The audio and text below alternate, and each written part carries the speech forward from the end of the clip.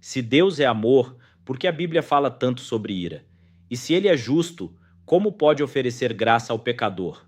Hoje vamos mergulhar em um dos temas mais profundos da teologia bíblica, os atributos que revelam a pessoalidade e a moralidade de Deus. Prepare-se para enxergar a glória divina com mais clareza, reverência e maturidade espiritual. Quando falamos dos atributos mentais de Deus, começamos com o conhecimento, tradicionalmente chamado de onisciência. Deus conhece plenamente a si mesmo e todas as coisas reais e possíveis em um único ato simples e eterno. Ele o declara em Jó, capítulo 37, versículo 16, que Deus possui perfeito conhecimento. João afirma que Deus sabe todas as coisas. Essa não é uma informação abstrata, é uma afirmação sobre a natureza infinita do próprio ser divino. Somente um ser infinito pode conhecer plenamente a si mesmo. O apóstolo Paulo escreve em 1 aos Coríntios capítulo 2, versículos 10 e 11, que o Espírito sonda todas as coisas, até mesmo as profundezas de Deus. Isso revela a intimidade intratrinitária do conhecimento divino. Deus não aprende, não descobre, não evolui intelectualmente. Ele conhece o fim desde o princípio. Seu conhecimento não é fragmentado nem progressivo. Ele não precisa calcular o número das estrelas ou contar os grãos de areia. Tudo está eternamente presente diante de sua consciência. Além disso, Deus conhece não apenas o que existe, mas também o que poderia existir. Em Mateus capítulo 11, versículo 21, Jesus declara que Tiro e Sidom teriam se arrependido se tivessem visto os milagres realizados em outras cidades.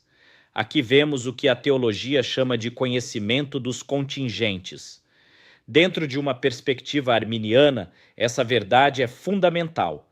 Deus conhece todas as possibilidades sem anular a liberdade humana. Sua presciência não impõe necessidade. Ela contempla livremente as decisões humanas. A sabedoria divina vai além do simples conhecer. Sabedoria significa que Deus sempre escolhe os melhores fins e os melhores meios para alcançá-los. Paulo chama Deus de o único sábio em Romanos capítulo 16, versículo 27. A criação revela essa sabedoria, como declara o Salmo 104, versículo 24. Mesmo em um mundo marcado pelo pecado, ainda contemplamos ordem, complexidade e propósito. Romanos capítulo 8, versículos 28 e 29, afirma que Deus age em todas as coisas para o bem daqueles que o amam, conduzindo-os à conformidade com a imagem de Cristo. Aqui, a sabedoria divina não elimina o sofrimento, mas o redireciona para um propósito redentor. Podemos pedir sabedoria, como ensina Tiago, capítulo 1, versículo 5, porque esse atributo é parcialmente comunicável. Contudo, jamais participaremos plenamente da sabedoria infinita de Deus, como declara Romanos, capítulo 11, versículo 33. Há momentos em que só nos resta confiar. Passando aos atributos morais, encontramos a bondade. Deus é o padrão final do bem. Jesus afirma em Lucas, capítulo 18, versículo 19, que ninguém é bom senão Deus. Isso significa que não existe um padrão externo ao qual Deus se submeta. Seu próprio caráter define o que é bom. Toda boa dádiva procede dele, como ensina Tiago, capítulo 1, versículo 17. A misericórdia e a graça são expressões dessa bondade. Misericórdia é a bondade de Deus para com os que estão em miséria. Graça é a bondade concedida a quem não a merece. Em Êxodo, capítulo 34, versículo 6, Deus se revela como compassivo e misericordioso. Paulo afirma em Romanos, capítulo 3, versículos 23 e 24, que somos justificados gratuitamente por sua graça, mediante a redenção em Cristo Jesus. O amor de Deus é o atributo pelo qual ele se dá eternamente. 1 João, capítulo 4, versículo 8, declara que Deus é amor. Antes da criação, já havia amor entre o Pai, o Filho e o Espírito Santo, como revela João, capítulo 17, versículo 24. Esse amor transborda na redenção. João, capítulo 3, versículo 16, afirma que Deus amou o mundo de tal maneira que deu o seu Filho. Em Romanos, capítulo 5, versículo 8, aprendemos que Cristo morreu por nós quando ainda éramos pecadores. O amor divino não é reação, é iniciativa graciosa. A santidade divina significa que Deus é separado do pecado e totalmente dedicado à sua própria glória. Em Isaías, capítulo 6, versículo 3, os serafins proclamam: Santo, Santo, Santo é o Senhor dos exércitos. A repetição tripla intensifica a ideia de pureza absoluta. A santidade envolve separação do mal e consagração ao bem.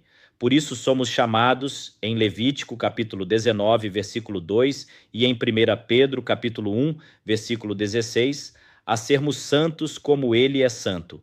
A retidão, ou justiça, afirma que Deus sempre age conforme o que é certo e ele próprio é o padrão final do que é certo. Deuteronômio capítulo 32, versículo 4, declara que todos os seus caminhos são justos. A cruz é a maior demonstração dessa justiça. Em Romanos capítulo 3, versículos 25 e 26, Paulo explica que Deus apresentou Cristo como propiciação para demonstrar sua justiça, sendo justo e justificador daquele que tem fé. Aqui vemos a harmonia perfeita entre justiça e graça. O zelo divino expressa o compromisso de Deus com sua própria honra. Em Êxodo capítulo 20, versículo 5, ele se revela como Deus zeloso. Diferente do orgulho humano pecaminoso, o zelo divino é santo, porque somente Deus é infinitamente digno de glória. Ele não divide sua glória com ídolos, como afirma Isaías capítulo 48, versículo 11. Finalmente, a ira de Deus deve ser compreendida como sua oposição santa e intensa ao pecado. João capítulo 3, versículo 36, declara que a ira de Deus permanece sobre quem rejeita o Filho. Romanos capítulo 1, versículo 18, afirma que essa ira é revelada contra toda impiedade. A ira não contradiz o amor, ela o pressupõe. Um Deus que não odeia o mal não seria verdadeiramente bom. Contudo, para os que estão em Cristo, não há condenação. Aquele que crê é livrado da ira vindoura, como ensina 1 aos Tessalonicenses, capítulo 1, versículo 10. Na cruz, Jesus suportou a justa ira de Deus para que recebêssemos graça. Aqui, a teologia se transforma em adoração. Esses atributos revelam que Deus não é uma força impessoal, mas um ser moral, santo, justo, amoroso e sábio. Ele nos chama a refletir, ainda que de forma limitada, esses atributos comunicáveis em nossa vida diária. Se este estudo ampliou sua visão sobre a grandeza moral de Deus, inscreva-se no canal, compartilhe este conteúdo e deixe seu comentário. Vamos continuar explorando juntos, com profundidade bíblica e sensibilidade ao Espírito Santo, as riquezas inesgotáveis da doutrina de Deus.